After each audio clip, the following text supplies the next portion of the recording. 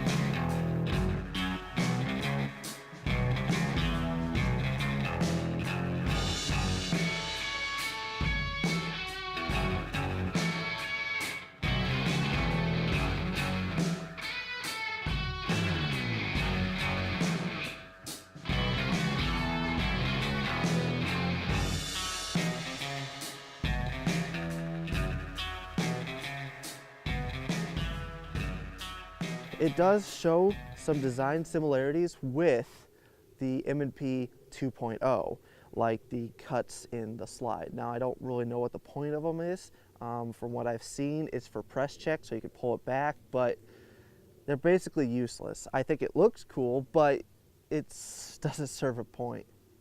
Now this has some accessories over the standard M&P shield that I thought merited the extra $100 in price. It's got cuts in the slide and the barrel to help with muzzle flip, and it definitely does. I feel like it's more controllable.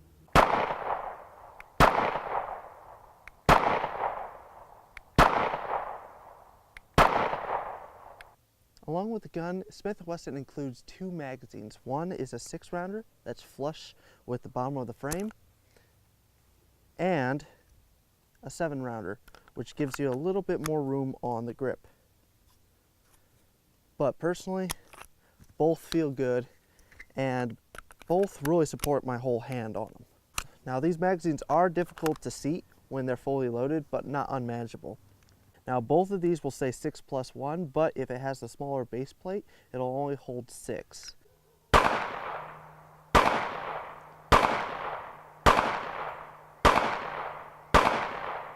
Now the size of this firearm is very similar to the 9mm M&P shield, which is what attracted me to this thing. It is small, yet controllable, easy to conceal.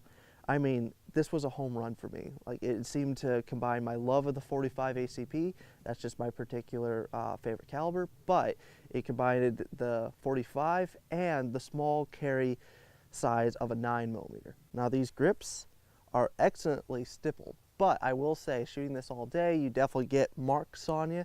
It's not painful to shoot, but you definitely do feel that stippling after a while. It's not my personal favorite, but that's not deterring me from wanting to carry this firearm. It's got a thin grip, and I really do miss the standard M&P grip. It felt so great, but on this one, it's actually not bad for how thin it is.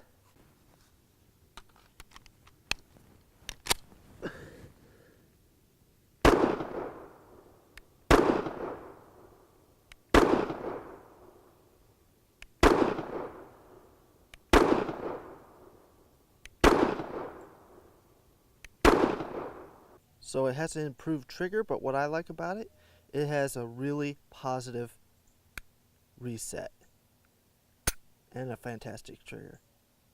Now that trigger is definitely improved. It does feel like the Pro Series trigger, but that's actually a pretty good trigger.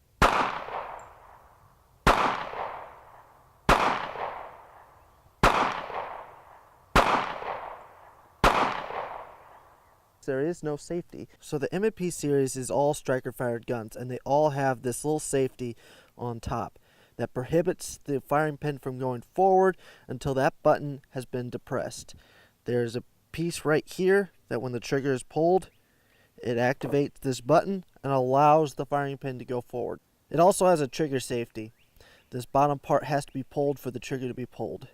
If you just pull it at the top, it doesn't work. I honestly don't see how that's good safety, but that's what it has.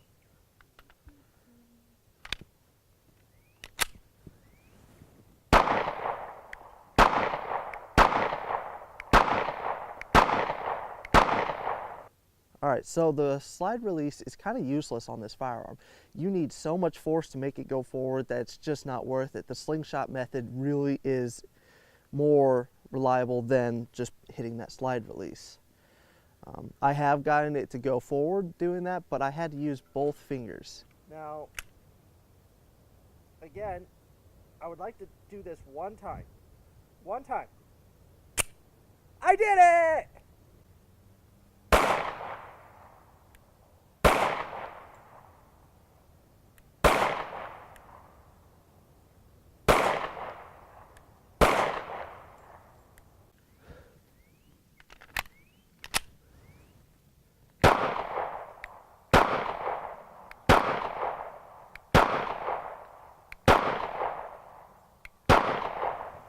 Disassembles exactly like a M&P, any M&P. Push down this lever, which on this gun is very stiff. It's always easier just to go from the top and push down. Okay, let the slide forward, pull the trigger, slide comes right off. Just like any other gun, you could pull out the recoil spring, and your small little barrel. Alright, so I'm going to compare this firearm to the Walther PPS. Now that is a 9mm single stack concealed carry firearm, and they are virtually about the same size. It's slightly thinner and it's slightly shorter. But other than that, they both conceal about the same way. They are very close to the same size. Alright, John, so I've heard you before saying that you really like the Burst of Thunder because of its small grip. What do you think of this one? It's got a slimmer grip and it's a little bit smaller for a full-size gun like this. Yeah, I think it's really nice. Like, it's a tad bit rough. Yeah, it's got some aggressive stippling, sandpaper grips basically. I mean, it won't slip out of your hand, I will say that, but yeah, it's not the most comfortable thing in the world, but it's not actually that bad. But how was recoil? Was it more or less than what you expected? Less than I expected, honestly. I think it's because of these vents, but I don't know, when I shoot it, it feels almost like it's pushing itself back down. It's got an improved trigger, did you notice that? Yeah. Nice little gun. Really thin compared to other 45s I've handled. Yeah, but it wasn't painful, was it? No. Controllable? Yeah, for sure. For a tiny gun, that's pretty impressive.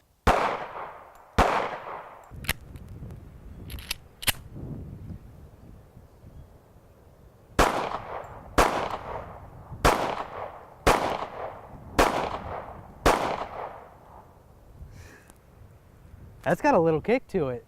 But it's surprisingly controllable, isn't it? Yeah, that is awesome. For being so small, that's pretty cool. Alright, so I'm going to try this one-handed. I've never done this before.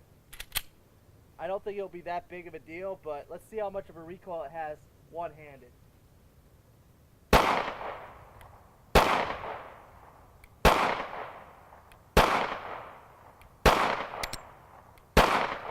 Oh, I guess so.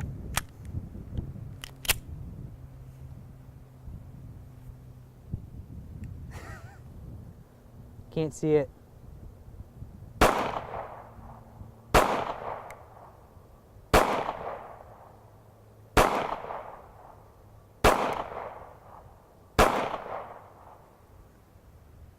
I think I hit it.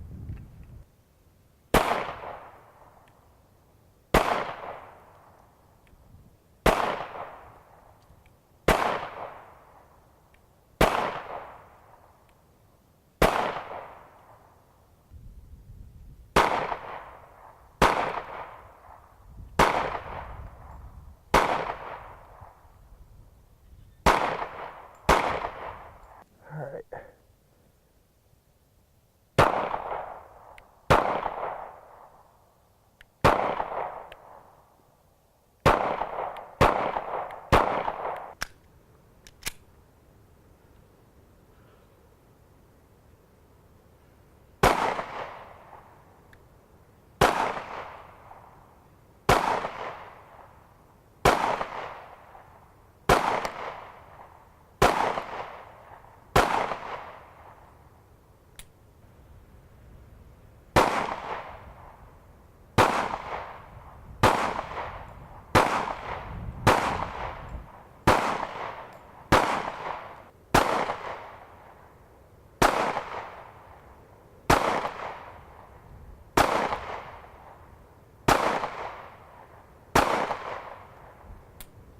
So the reason I got this firearm is I have another carry gun that I've been carrying for the last year, and it's very convenient to carry, but I definitely had some gripes about it that this addressed. So I'm gonna make an update video of this versus what I was carrying if you guys would like. So put something down in the comments if you'd like to see that. So I hope you guys enjoyed the video. Please stay tuned. There's gonna be a lot of cool stuff coming up in the future.